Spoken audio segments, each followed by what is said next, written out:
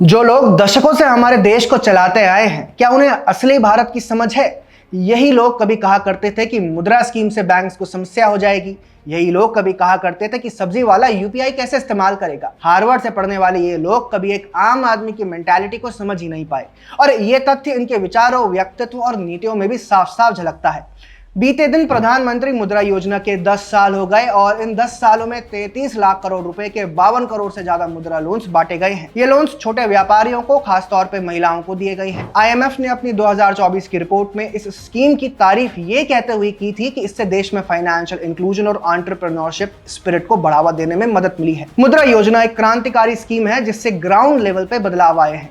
लेकिन अगर मैं आपको बताऊं कि 2018 में आरबीआई के फॉर्मर गवर्नर और लिबरल्स के फेवरेट इकोनॉमिस्ट रघुराम राजन ने इस स्कीम को क्रिटिसाइज किया था, तो आप क्या कहेंगे? 2018 में लोकसभा कमेटी ऑन एस्टिमेट्स को एक 17 पेज के नोट में रघुराम राजन ने कहा था कि प्रधानमंत्री मुद्रा योजना और किसान क्रेडिट कार्ड के तहत दिए गए क्रेडिट को ध्यान से एग्जामिन करना चाहिए एंड कि इनसे बैंकिंग क्राइसिस हो सकता है। सीधे सीधे इनका डाउट था कि एनपीए यानी कि नॉन परफॉर्मिंग एसेट्स बढ़ सकते हैं, कि जिन्होंने लोन लिए हैं वो शायद इसे चुका ना पाए। आप ये जानकर हैरान रह जाएंगे कि मुद्रा योजना में 52 करोड़ से ज्यादा लोन्स दिए गए हैं और अभी तक सिर्फ 3.5% लोन्स ही एनपीए हुए हैं, जो इस सेगमेंट में दुनिया भर में सबसे कम है। इसका मतलब यह है कि देश के लोग पीएम नरेंद्र मोदी की भावनाओं और उनकी उम्मीदों पर खरे उतर रहे हैं और बिना गारंटी के जो लोन्स ले रहे हैं उसे वापस भी कर रहे हैं। यहां पर हम सिर्फ रघुराम राजन के पुराने दावे को गलत नहीं ठहरा रहे हैं। ये बात उन हजारों लिबरल एलिटिस्ट की है जो पिछले कई दशकों से सरकारी नीतियां बनाते आए हैं, लेकिन जिन डिफाइंड पर्पसेस के साथ ये नीतियां बनाई गई हैं उन्हें अचीव नहीं किया जा सका। समस्या यह है कि खास एलिट इंस्टीट्यूशन से पढ़कर और उसके बाद खास एलिट इंस्टीट्यूशंस में काम करके ये लोग खुद को एक ऐसे दायरे में बढ़ाने के आदी हुए हैं कि उन्हें भारत या भारतीयों की समझ हुई ही नहीं। इन्हें कॉमन इंडियंस की मोरालिटी, पर्सनल थिंकिंग और सोशल बिहेवियर की कोई समझ नहीं है, क्योंकि ये लोग अपनी दुनिया में रहते हैं। इन्हें ये समझ नहीं आता कि भारत के असली लोग कैसे जीते हैं, कैसे सोचते हैं और कैसे अपने ड्रीम्स को पूरे करते हैं। इसका एक और एग्जांपल है यूपीए गवर्नमेंट में finance minister P Chidambaram.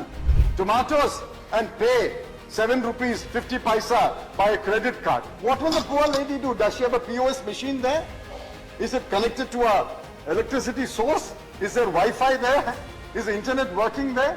Chidambaram ji को लगा कि एक आम भारतीय इतना कैपेबल नहीं हो सकता कि वो टेक्नोलॉजी अडॉप्ट कर सके, लेकिन आज देखिए हर गली, हर नुक्कड़ पे सब्जी वाले भैया और दीदी यूपीआई से पेमेंट ले रहे हैं। इसकी एक झलक आपको हमारे सहयोगी जयेश मटियाल की इस रिपोर्ट से दिखाते हैं। हम नहीं बोल रहे, हर आदमी से पूछो जिसके घर में कभी मोबाइल फोन नहीं होता था, उसे ये नहीं पता कि ऑनलाइन क्या होता है। ये ऑनलाइन मेरे बाप ने दिया, मेरे को, ये तो मोदी ने दिया। ये क्या है? ये मेरे बैंक में इतने सारे पैसे इकट्ठे हो गए, मुझे खुद नहीं पता।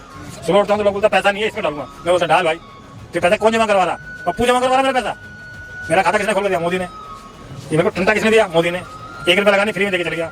अब मेरा कस्टमर वापस नहीं आता है। 10 रुपये खाए, 500 रुपये खाए, मेरा से खा के आता है। ये किसने दिया मेरे को? आज चीन की, अब मैं कुछ बोल दूंगा फिर अच्छा नहीं लगेगा, थोड़ा गंदे लफ्ज़ से निकलेंगे। हम पहले बोलते थे पाकिस्तान हमारा अमेरिका बचा ले, आज हम बोलते हो पाकिस्तान तो कौन है? चीन आती इतना गोला भर इकट्ठा कर, मोदी सरकार है। अब एक और नमूना पेश करता हूं। रिसेंटली राहुल गांधी ने पटना में एक रैली के दौरान कहा कि कॉमन इंडियंस स्टॉक मार्केट में इन्वेस्ट नहीं करते। यहाँ पे 1% से कम लोग स्टॉक मार्केट में पैसा डालते हैं, 1% से कम। अगर यहाँ 100 लोग हैं तो एक हाथ उठ रहा है। तो ये स्टॉक मार्केट आपका औजार नहीं है, इसमें अनलिमिटेड पैसे बने मगर इसका फायदा आपको नहीं मिला। आज हर घर में यंग लोग ट्रेडिंग एप्स यूज कर रहे हैं, म्यूचुअल फंड्स में इन्वेस्ट कर रहे हैं और अपने फ्यूचर को सिक्योर कर रहे हैं। 2024 की एक रिपोर्ट के मुताबिक इंडिया में 17 करोड़ से ज्यादा डीमैट अकाउंट्स हैं, more than population of Russia, Mexico and Japan. ये लिबरल एलिटिस्ट की सोच दिखाती है कि वो कॉमन इंडियंस को कितना अंडर एस्टिमेट करते हैं और उनके पोटेंशियल को कभी समझ ही नहीं पाए।